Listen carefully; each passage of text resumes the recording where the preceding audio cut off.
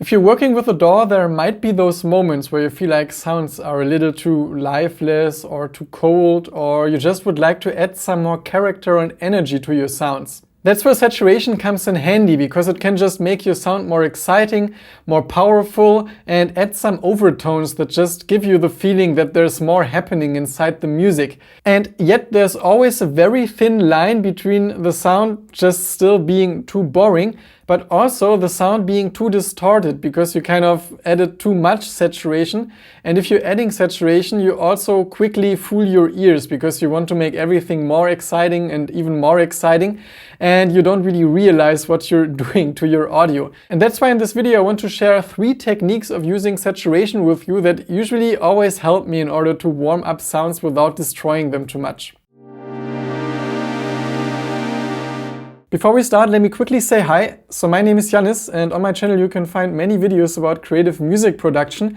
And in case you'll enjoy this video, be already warmly invited to browse around on my channel to find more videos that could be interesting to you. So for this example, I just have a sample drum groove that I'm going to use for all 3 examples. But always keep in mind that those techniques work on whatever instrument. You just have to listen, but the techniques can always work.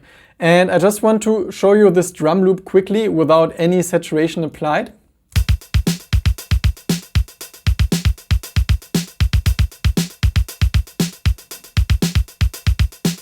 The first example is called Simple Drive because it's the most simple one of those 3 examples.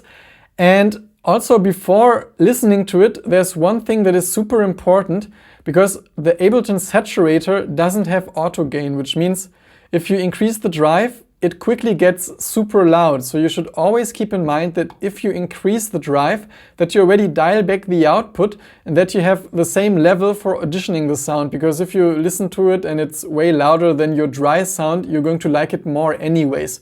So always be honest here.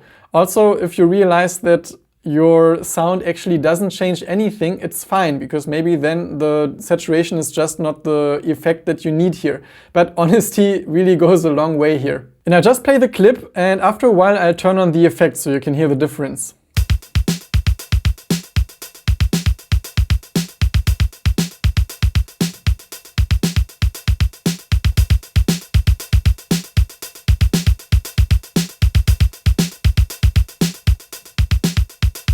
So this type of setting just thickens up the sound. It's like you use some little preamp or like a little device that colors your sound without making it too obvious.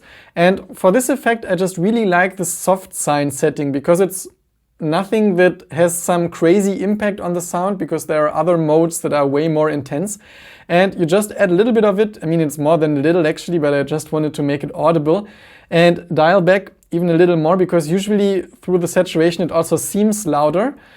And then you just play a bit with the color, because this bass setting here is really the one that has some direct impact on the color, and you can see how it changes if I play with it.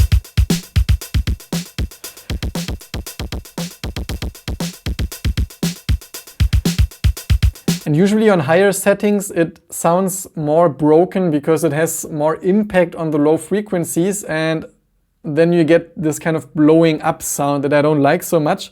So I end up staying more on the left side for this example here. The next setting I called Punchy Drive, and again I'm just going to play the loop, and after a while I'll turn on this effect.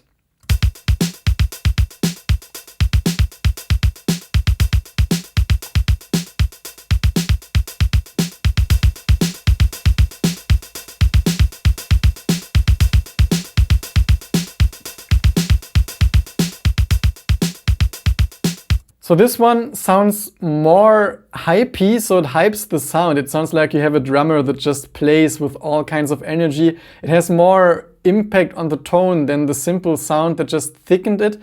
Here it really colors the sound, and those drum hits sound fatter.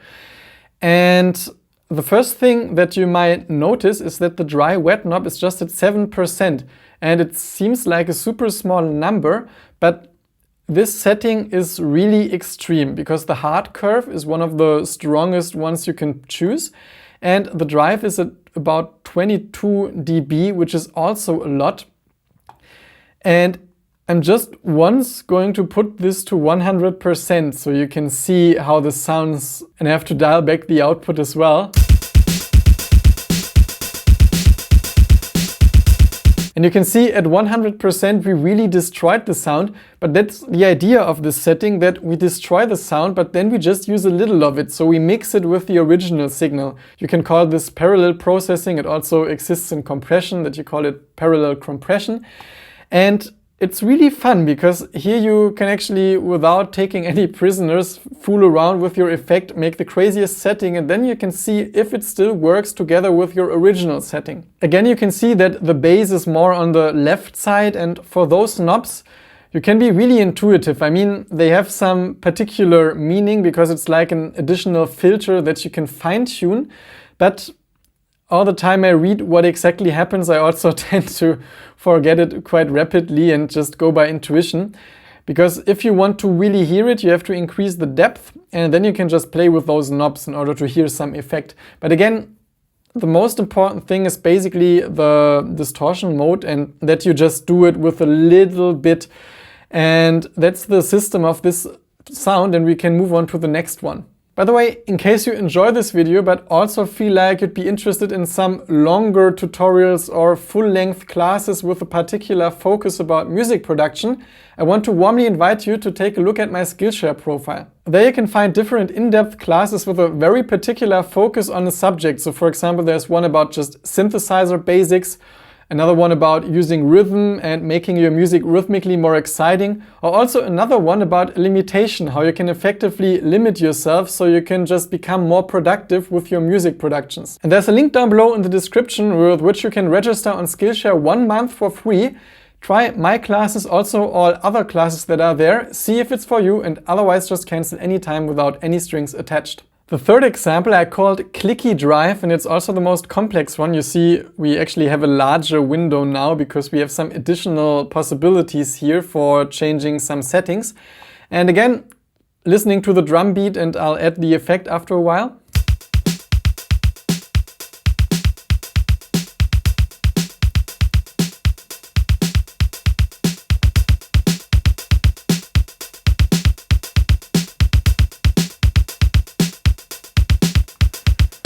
And for this particular example, I picked the wave shaper setting, which is basically like the wavetable synth just for distortion, because you have different parameters that you can change and you always see some impact here on what happens.